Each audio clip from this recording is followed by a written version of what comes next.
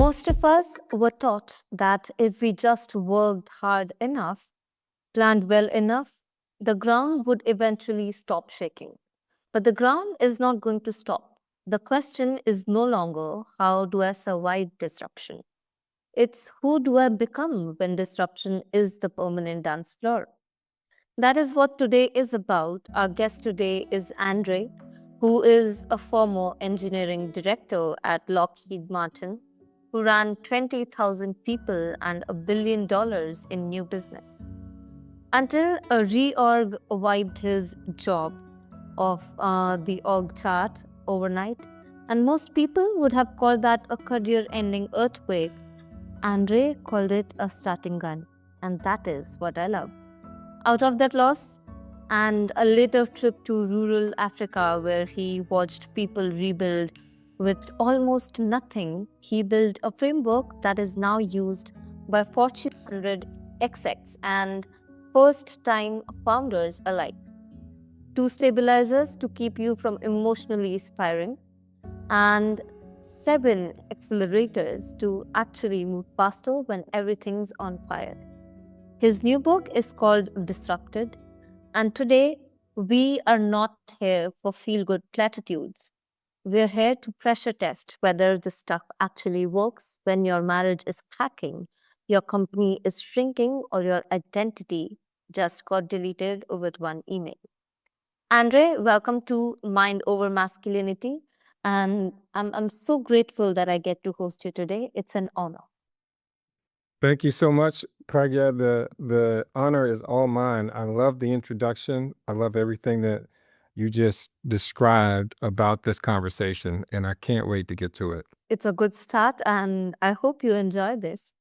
So, to start with, as I already mentioned, right, that you say disruption is not the enemy of progress, it's the engine. And I totally resonate with that. And many men, they may hear that and immediately translate it into suck it up, work harder, feel nothing, like that. So, how is that not just old school toxic stoicism wearing a new TED Talk jacket? And yes, what is disruption to you? And yes, how do you define that? Great. I'm glad you asked that. Disruption to me is an opportunity. Um, if we pause and reflect on any pivotal moment that we've had in life where there was some new amazing thing that happened that we did or that we became or that we achieved and accomplished, it all comes through some form of struggle and some form of needing to move through challenge and change. And the irony is when the challenge or change presents itself, it feels like this obstacle and it creates, the neuroscience says, a very negative chemical reaction in our brain. And so if we have this thing pop up that appears to get in our way, it feels like this is something that's going to disrupt what we had planned. And we have this effect in our brain, and the effect in our brain, not only does it spark the amygdala and the emotional chemistry in our brain, but it actually shuts down at the exact same time our prefrontal cortex, which is where we think logically and where we are able to solve some of these problems. When the disruption happens, it shuts down that part of the brain where we can think logically and come up with a solution. So what I've learned over time is every time a disruption happens and we allow that process, that natural intuitive process of fear to kick in, we stop ourselves from achieving the goal or achieving the triumph. And if we do achieve the triumph, we do so much more slowly because we're in this negative state, this negative emotional state. So this entire book and concept is about how do we, when we face those disruptive moments, back to what I said at the beginning, realize that every time we've achieved something, it was a moment like this. And imagine if we could immediately flip to the positive and immediately be able to access the most effective parts of our brain so that we can get to that solution faster. That's what this concept is all about. It kind of takes the idea of, we do hard things, and when you do hard things, you have this feeling of meaning and fulfillment. It takes the idea of that, it removes the part of it basically having to suck the whole time, and says if we can find a way to make it feel better, then we can not only enjoy the journey more, which we hear a lot about, but we also get there faster to the solution. That makes so much sense. And thank you for that. Also, to add on to that, if there is this person who is honest and says that, bro, I'm exhausted, I don't want to leverage this, I wanted to stop. What do you actually say to him? Because there are situations people just bluntly come out and they say that I'm done with it, I just want to leave. So, what do you actually say to them, and how do you help them through this? Great question, because that often is the case, especially if something's happened and we've just kind of dealt with it. I saw a quote the other day that said, "What we avoid basically controls us, and what we confront sets us free." So if someone is in a situation where something's happened and they haven't figured out what to do, there likely are some many opportunities within that situation where they could confront what's happening and it would set them free. However, that said, I know because I've been in the situation myself. I've been in my basement where I felt overwhelmed, and I'm on my knees, I'm praying, I'm crying. I've been there, and there is the, throw the towel in. For me, spiritually, that's a time that I pray that I can just get through this. And my prayer is always focused on, God, can you tell me what to do? I give this to you to figure out. And I give that as the example for me as a Christian. But the concept is we have to find a way to rest in that moment. And it's interesting, this concept of rest, which you hear a lot. Burnout is popular right now. A lot of people burnt out, a lot of challenging times and situations, and a really hard year, especially for people this year in 2025. And so one might say, this is Thanksgiving for us here in the States, in the United States, and we have holiday, so I'm technically off of work where I can rest tomorrow, Wednesday through the weekend. And just because I'm off does not mean I'm resting. So for someone that's at their end, my recommendation to them is to find a way to rest. And just because you're not doing anything does not mean you're resting. Resting is when our nervous system has a chance to recharge. Resting is when we find, I'll call it our happy place, and spend some time there very intentionally. Resting isn't just going to sleep. Resting isn't not having anything that you're doing for work. Resting is intentionally spending time in nature. Resting is intentionally spending time with people that we really genuinely enjoy being around. Resting is taking deep breaths and doing other things that reset our biology. So my recommendation to those individuals is before you can work on yourself and move through, you have to find what allows you to rest, and rest as long as you need. And then let's talk. Let's figure out what action you can take next. That is actually very constructive and very productive.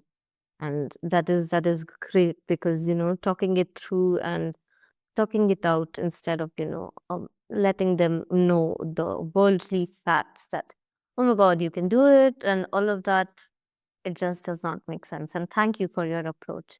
Also, let's talk about the two stabilizers. You claim one of them is identity detachment, and basically, don't tie your worth to the role that just disappeared, is what I get from that. But for a lot of people, especially high achieving ones, our title, our income, our ability to provide, that literally is the core of how we define masculine value. And, that is how society defines it. So, isn't asking us to detach from that the same as asking us to detach from masculinity in itself, and do you have a different definition of it? Oh, such a great question. This concept of identity and the role that we play as men in a traditional family structure, and the need to work to provide, the need to be the stable person that is able to create the life for our family is something that is core to so many of us. And here's what's interesting about identity. A lot of times we will take that description I just shared and we will connect it to a job title. We will connect it to, I am the director of engineering. And as I am the director of engineering, it is what allows me to do the things that I just mentioned in terms of being a man in my relationship. And if someone takes away that role, that title of director of engineering, then I may feel that I've lost myself. I've lost my identity and I can no longer do those things. My recommendation for people is to get so clear about who we are. And it's interesting you say who you are. Oftentimes I would used to introduce myself. I'm Andre Thornton, director of engineering. Or I'm just Andre Thornton. And I thought that was enough. But identity is connected to what that name, Andre Thornton, means to me and what that title, director of engineering, means to me. And a lot of times we'll stop the definition at those first few words, but what does it mean? And have I defined it? So, my answer to how to help people deal with this potential identity crisis if one of our roles is taken away or if things change is to spend time understanding what is beneath the title. That is, what are our core values? Not what are the values of the organization that we're a part of. What are our core values? What are our natural talents and strengths? What are our beliefs about ourselves and what we're capable of in this world, which is probably the most important thing to define, believe it or not. So there's a list of things I could go on that define who we are. And when we have clarity on those things, then someone can take away the title that we had as director of engineering. Someone can take away the role, whatever it is described in society to be, and we still know who we are. And with that clarity in who we are, then it just becomes okay, how am I going to apply who I am to the next opportunity? Who I am hasn't changed, the title just changed. But with this clarity, this hasn't changed anything about who I am because I know who I am. Now I'm going to apply this to the next opportunity. And maybe it's a different title. Maybe it's a better title. Maybe it's a title that's even more aligned to what our values are and who we are and what we care about. So the short answer, I just gave you the long answer. The short answer to your question of how to deal with identity when it comes to like a loss of title or a change or shift in life is to get clear on who we are. And this is exactly what I did when I lost the engineering director role at Lockheed Martin. I spent time understanding who I was. I realized I didn't know who I was. And once I did, it was not only eye opening, but it also helped me get really clear on who I want to become, which is the next phase of this in growth. So we get this foundation of knowing who we are. And now from there, we can launch into who we want to become.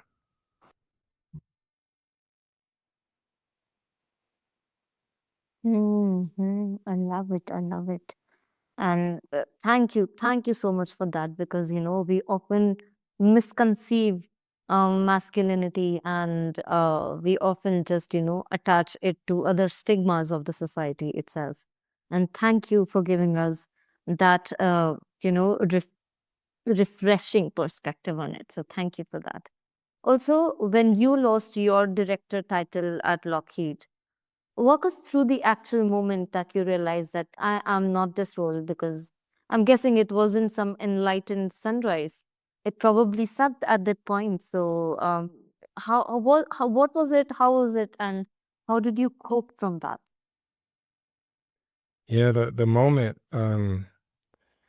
actually, it started before I lost the role. And the thing that happened, I was on a trip, a mission trip in Africa, in Niger, Africa.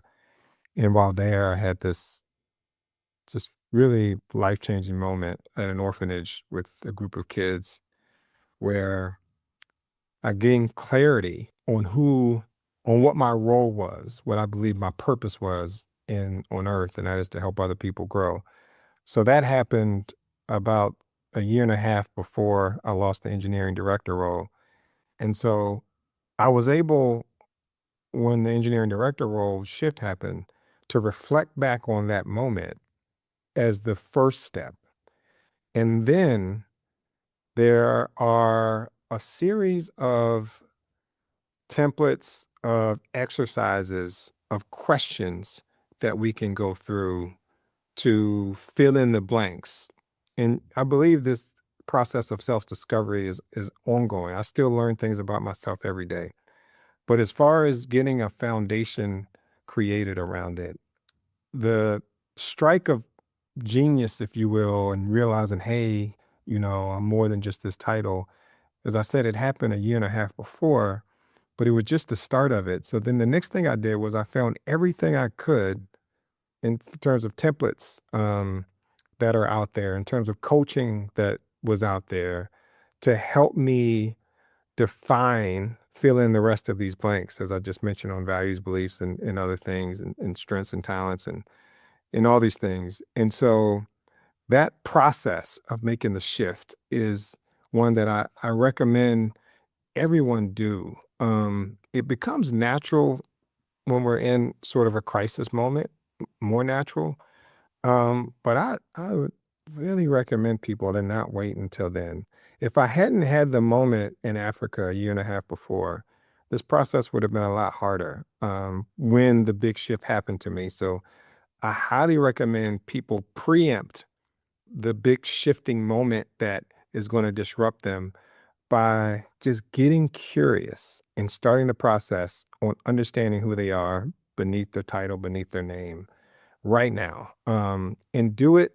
You don't have to do it at a fast pace, but just take baby steps and get curious enough to want to understand these things about yourself so that when the challenge does present itself, and it will, we're all going to run into challenges. It's interesting. We act like when something happens that we didn't expect. By definition, we didn't expect it, right? But when we look back at life, like how many times have we been thrown curveballs? Like this is just a part of the human experience.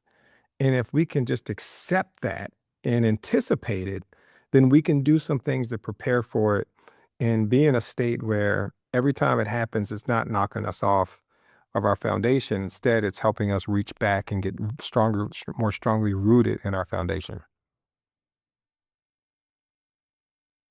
Hmm. That must have hit hard, and I hear that. And I'm going to push back a little for the guys who are listening who just roll their eyes right now that it's the brutal reframe I think a lot of men need to hear out loud. And thank you for being the voice for it. My pleasure.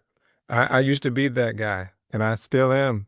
And I push back against him as well every day. But that's again a journey, right? You are Yes. going through your journeys and then other people being inspired. And this is life, it does not have to be perfect. And that is the lesson that we are trying to learn.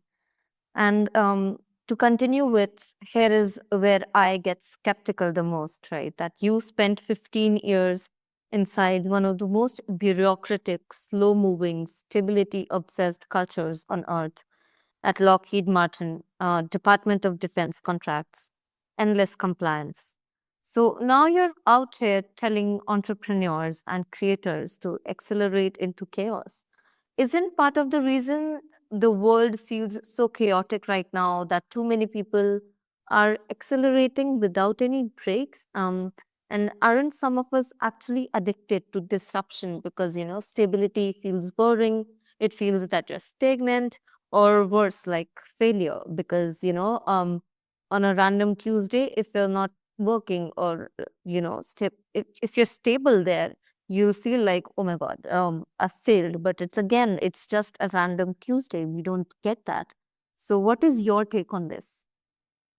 Oh, that's such an interesting question. So what you're saying is the flip side of this is the person who is a habitual disruptor, the person who just continues to push and push and push.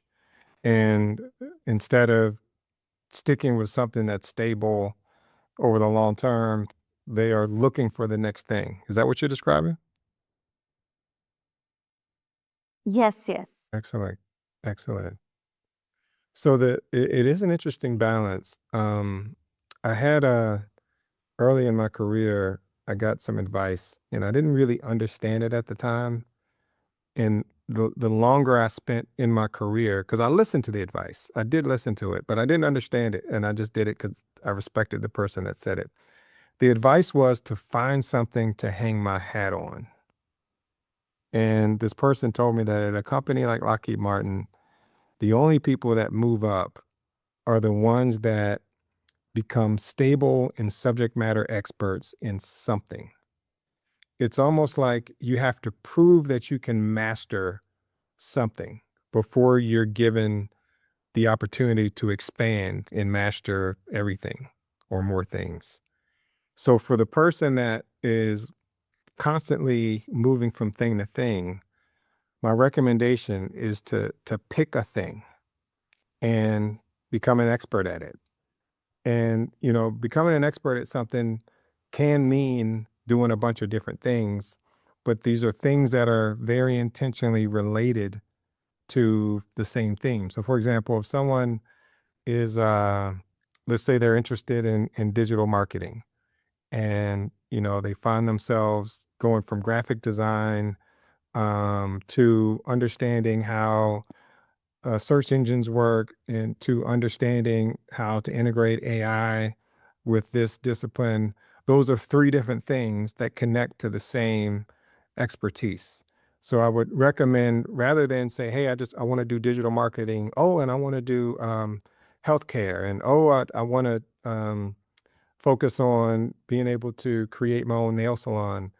And oh, I also want to learn how to code. Like if you're picking these different things, figure out which ones align to a domain and then connect those things to the domain. And this is coming from someone, y'all, who changed careers 4 times while I was at Lockheed Martin.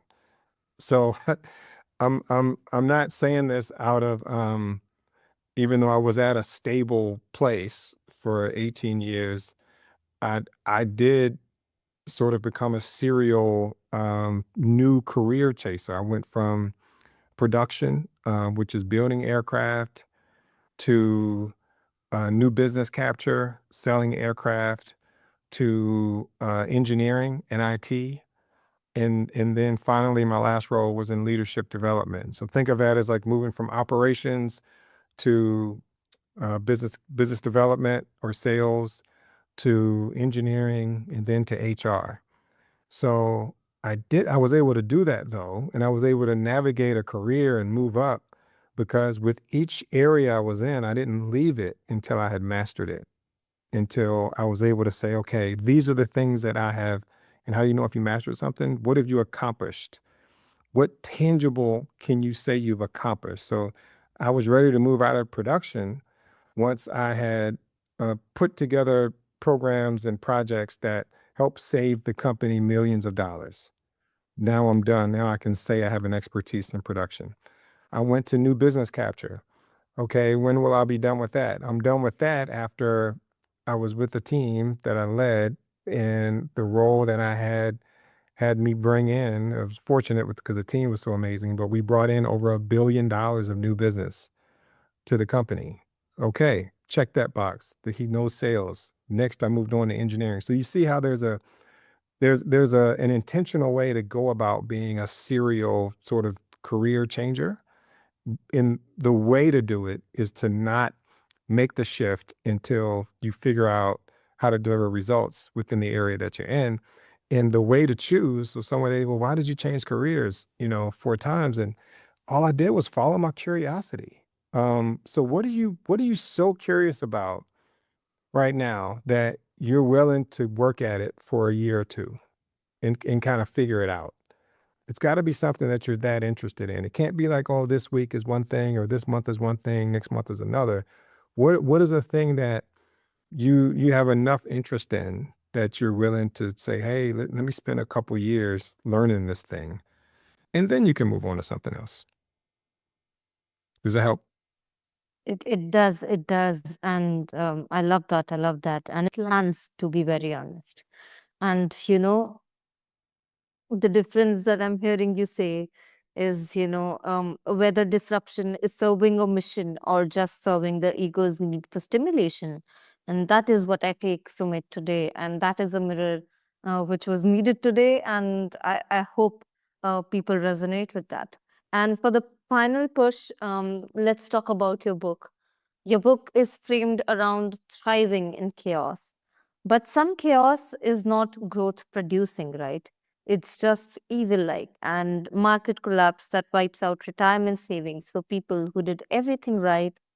And all of these situations, at what point do we get to say that this is not disruption? I can accelerate through this is this is tragedy, and that I'm allowed to grieve without turning it into a personal development arc and without taking it too personal to me.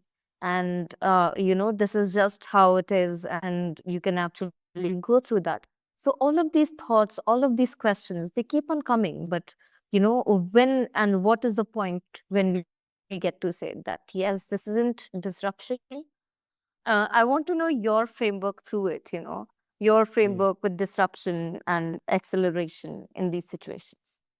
Oh wow, this is the big question, right? This is at what in what situation do we consider that it just is bad? Um, that there is no gift to find in it. And it's not something that we should even look for the thing that we can sort of grow from in it. And I've pushed back on the idea of, finding a gift in everything many times. And I find that I push back on it when I'm in the midst of dealing with the grief of the disruption. And every single time though, Pragya, I am able, once I'm through it, and it takes time depending on how bad the thing is. But every single time, every situation, no matter how bad, I have been able to find that there was some silver lining that came out of it. And not to the point where I'm glad that the thing happened, but that I can at least understand that, wow, this is how this affected me. And I'll give you really a couple of like examples of that were in the moment. It's like this is just absolutely horrible. So, first one, I kind of have this thing now where I pay attention to what's happening um for each decade of mine. So I turn 50 next year. So something's coming.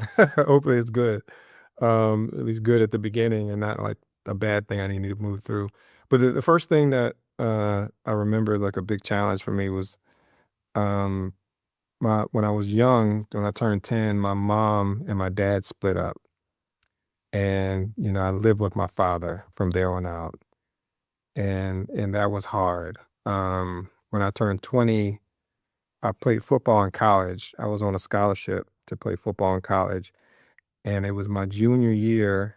And I had just had a great season the year before. And I got benched um my junior year by the coach. And he benched me for the sole reason that I did not come to summer school the summer before. And I was an engineering major, so I wanted to work an internship instead. But he wanted all of his players to come to summer school. And I was the only starter that didn't come, so he decided to bench me for the whole next season. Um, I had a cousin um, who, and this is really heavy, um, but who took his own life about 2 months after me asking him to be my best man in my wedding. And that was, of course, completely devastating.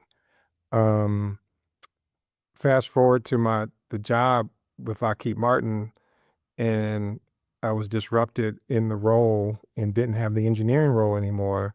And that's when I started doing leadership development. And then that role went away because they divested the business that I was in, that part of the business.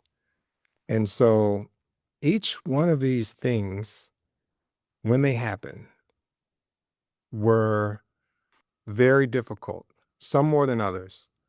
Um, as I look back, once I'm completely past it and look back, I can see how this really unexpected unraveling of my life has happened.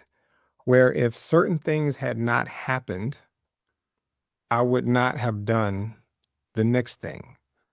Um, and the two most recent, of course, with the company, when my position was eliminated, if that hadn't happened, I would not have started my own business, Whitman Consulting. I just wouldn't have. I was at Lockheed Martin for 18 years. I was not a risk taker. It was My wife was 6 months pregnant when I found out the job was going to go away, and my last day with the company was 2 weeks after my son was born.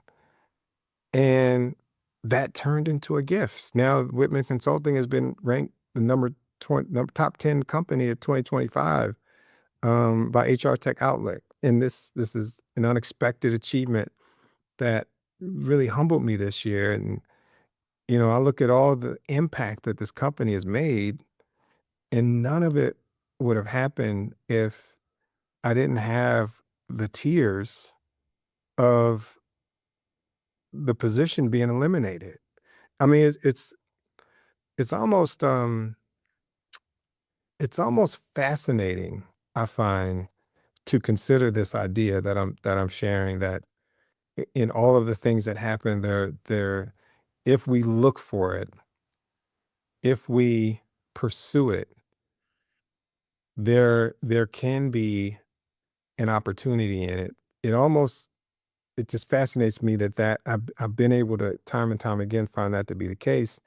And if we don't look for it, however, if we don't find a way to pursue it, and I don't want to say we do it right away. There's a process I talk about in the book of the triple R method, where we recognize first how we feel, the negative state. We need to understand it, and then we reset, and then we reframe.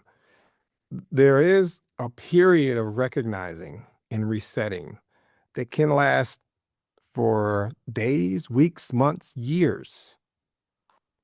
But at some point, being able to do that last R, reframe, and move on to the next thing with this increased capacity to deal with the challenge that happened.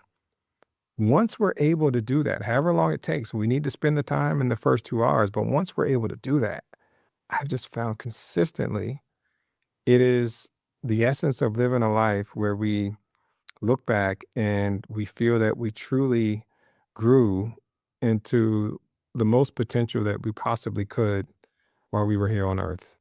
So I know that's a kind of a long answer to that question, but I've pushed back on the idea, just like you just asked the question, and I have found time and time again, may take months, years, but at some point there is something that grew in me by dealing with that challenge. And that growth in me led to something newer and greater in some other part of my life. Oh my God, that was beautiful. Thank you for that. And there is a lot to say on this, and I love the insights. Thank you for that again. My There pleasure. there is a masculinity, that equates grieving with weakness, and that is killing us slowly. And this is what I have to add on to this, that if no one has said it to the men that are listening, some years you don't dance through the earthquake, some years you just survive it, and that's still victory. And you led us through this, and I love that. Also, to everybody and every man over here who is listening, who is pretending that he's fine when he's not, it's okay if you did today. All you did today was just breathe, and the ground can shake. You don't have to dance yet. Just don't quit. Stand there, be still, observe it. It's beautiful. And Andre's book, Disrupted, is out now. We link everything in the show notes. This is Mind Over Masculinity. I am Pragya. Keep mastering yourself, even when the music stops.